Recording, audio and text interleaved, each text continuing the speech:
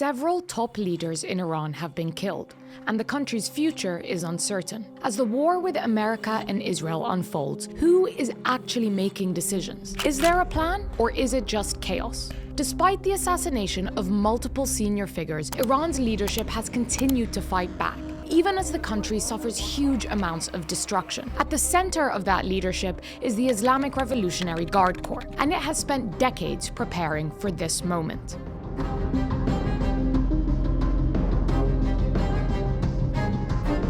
The Islamic Revolutionary Guard Corps, or IRGC, or the Persian word for it is Sepah, was created in the beginning of the revolution to check the power and influence of the conventional military, or the Artesh, which was trained by the Shah. They were professionals. It was an apolitical organization that its job was to defend the borders. But because they were perceived to be still loyal to the Shah, they wanted an army that was revolutionary, close to the ideals of a revolution. The IRGC has been in the headlines lately as the real decision makers in Iranian politics. Its rise to power didn't start with this war, but one that took place nearly 50 years ago and lasted 8 years, leaving hundreds of thousands dead and immense destruction in its wake.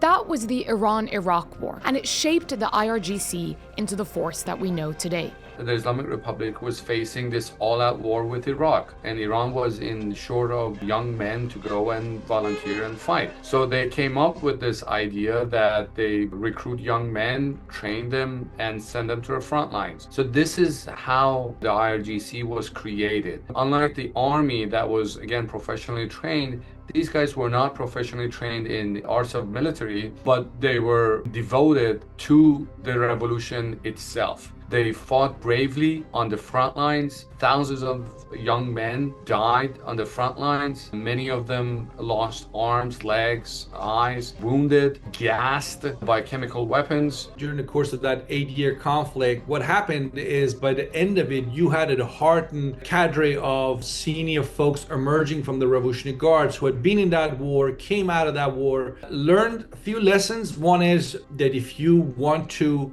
politically survive in the Islamic Republic, not just be a military outfit, but politically survive, you better play politics. And that's exactly what they've done. That's exactly what IRGC is today. It's heavily politically involved. Another lesson that I think they learned in terms of isolation that Iran was under during the Iran-Iraq war is that they're willing to sacrifice so much of the national interest once they set their minds on that narrow mission. And during the Iran-Iraq war, that narrow mission was to sort of defeat Saddam Hussein, even though plenty of evidence suggested at the time that they were better off as a country of Iran to look for an off-ramp and a ceasefire. They stayed in a war that they could have wrapped up much earlier at a huge cost for the country of Iran in terms of its basic national interest, economic devastation, diplomatic isolation, all the rest of it. When the war ended, the Islamic Republic needed to find them jobs.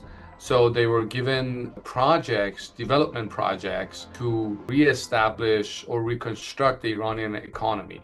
This is how IRGC was created, and this is how, after the Iran-Iraq war, it became so powerful. In the decades that followed, the IRGC's power continued to rise as the government relied on them to control dissent at home and consolidate Iran's power in the region. Each time the regime, led then by Ali Khamenei, faced this potential uprising from within, what he did was he gave more and more powers to the Revolutionary Guards to protect the Islamic Republic. In fact, you could go back as late as 2009 with the Green Opposition Movement, or we can even go back further to 99, the student protest movement. So the fact is, the Islamic Republic has been depending on the Revolutionary Guards for some time. They've always been the so-called deep state, or the state within the state, if you will. For years, IRGC has increased its influence in Iran's decision-making. They have the guns, they have a lot of influence in the Iranian economy, they have been directing Iran's foreign policy in the Middle East,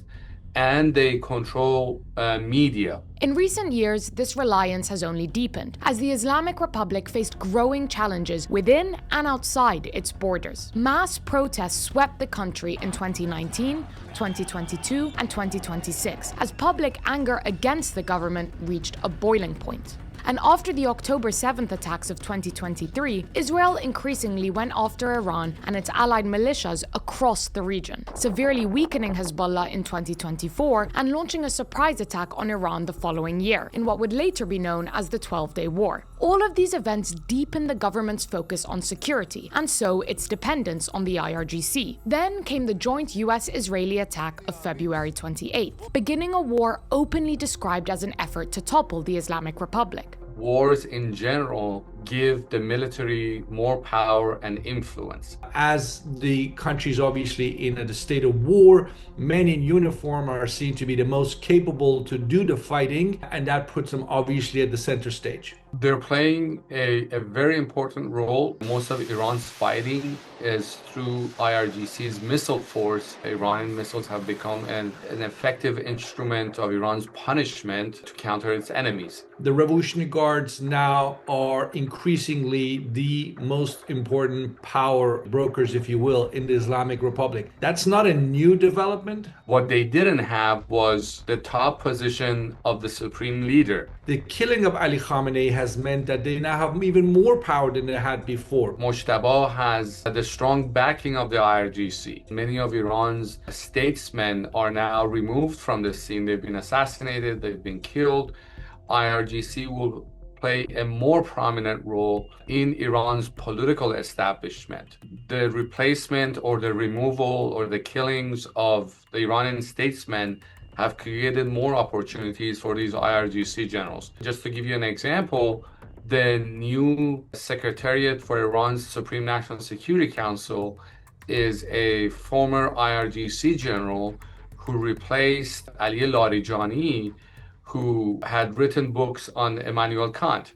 So you can tell the difference how things are changing, how military men are expanding their power and influence in Iran's political establishment. For the IRGC, this isn't just a war of survival. It's also an opportunity to exercise greater control over decision-making and bolster Iran's position in the region after years of perceived weakness. I think the reason that Iranians have so far refused any ceasefire is that they believe that if they accept a ceasefire, Israelis are going to come back, and every 6 months, if not a year, they're going to strike again, and Iran will be in a more weakened position to respond. And this is exactly what they're trying to avoid. This is why you're seeing that they're lashing out at everybody in the region. They're making sure that everybody pays the cost. They're also trying to create new sort of geopolitical realities and deterrence on their part. Because fundamentally, if they had deterrence up until a few years ago, Islamic Republic no longer has that. After the 12-Day War of 2025 and this recent war that we're witnessing unfold right now, it became very obvious that Israel and the United States didn't fear Iran's deterrence and attack when they wanted to attack.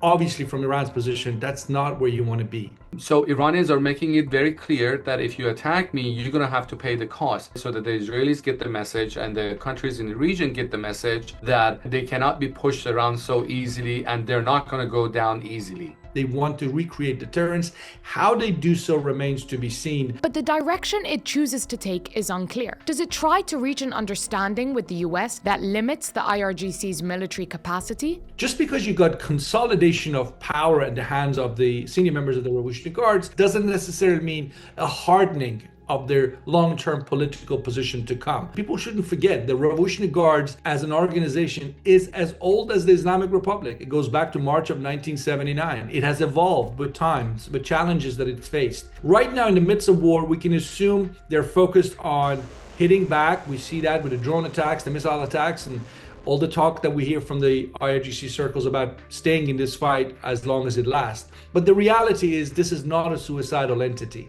The reality is the Revolutionary Guards, by and large, as an organization, wants to survive this war, wants to have another day to live, and will be looking for that political off-ramp should it present itself. It has never really been unable to do the basic cost-benefit analysis in terms of its own interest and survival, which is exactly why they've lasted as long as they have, for 47 years. Or could the IRGC use this war as a moment to restore its deterrence and expand its power throughout the Middle East? So once this war ends, I think that the lesson that the Iranians will take is that all the investments that they made in the ballistic missile program was all worth it. My guess is that they will expand the program. They'll try to improve their missile capacity. The idea that the Iranians, for example, are going to entirely give up their ballistic missile program, I think it's a non-starter for them, because they will point to what they've done in the last few weeks and say, that's the only ace we have. Why would we give it up? I think that some elements in Iran's security establishment would push more